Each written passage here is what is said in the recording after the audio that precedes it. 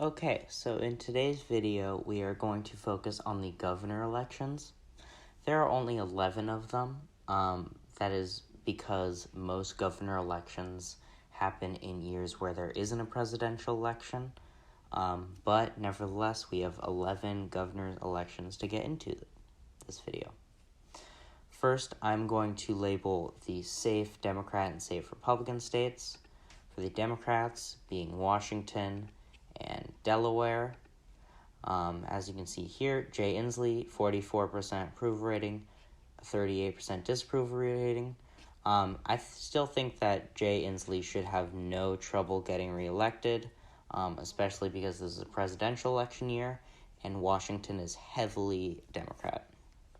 In Delaware, John Carney, 53% approval rating, 26% disapproval rating, really low disapproval rating. I think he also should have no trouble getting elected in a state that is very Democratic. For the safe Republican, I'm going to say North Dakota and Utah. In North Dakota, Doug Burgum, 58% approval rating, only 20% disapproval rating.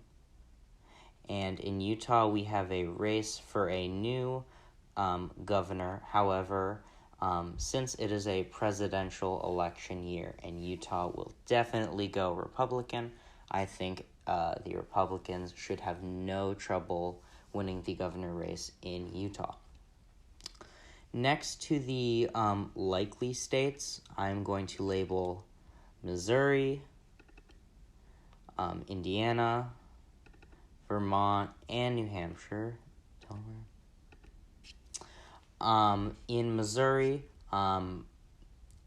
Missouri has been trending Republican. It was kind of a swing state in 2008. It's pretty solid Republican now.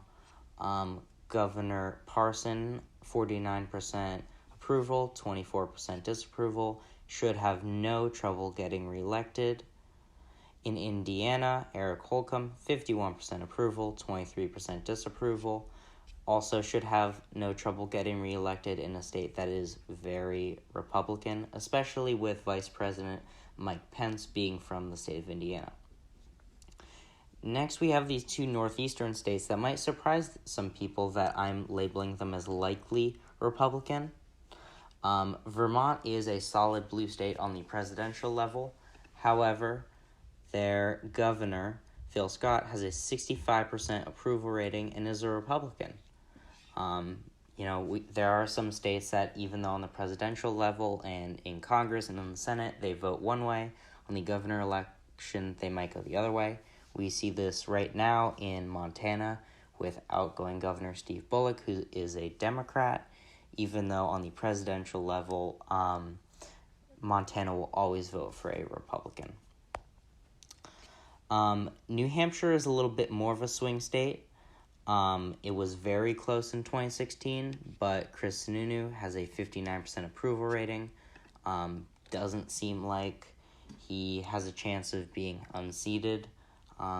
So I think that the Republicans will hold on in the two northeast states of Vermont and New Hampshire.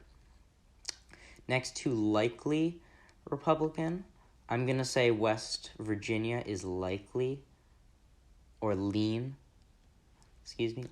Republican. Jim Justice switched parties. He was elected as a Democrat. He is now a Republican. His approval rating he has a higher disapproval rating than approval rating.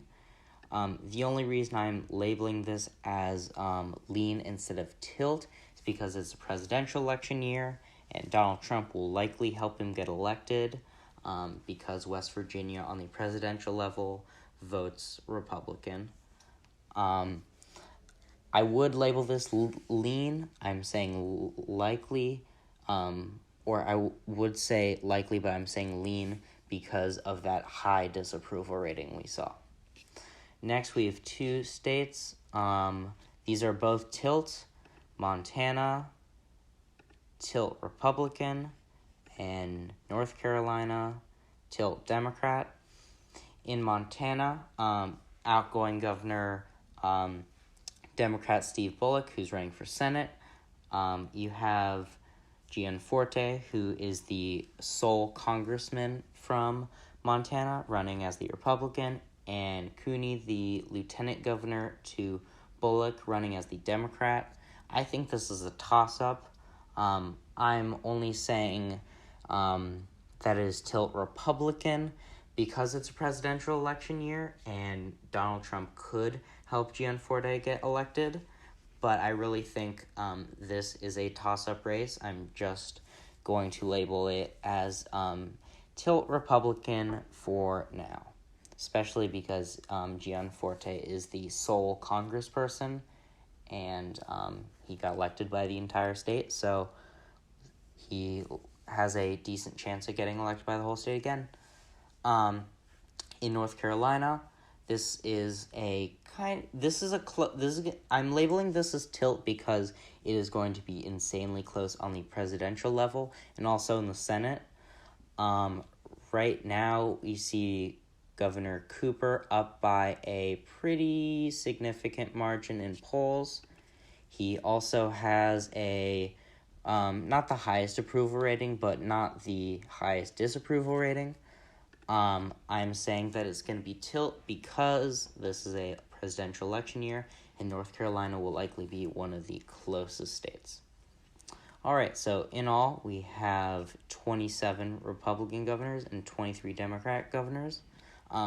Only 11 governor elections because this is a presidential election year, but some important ones out there. All right, that is all for today's video.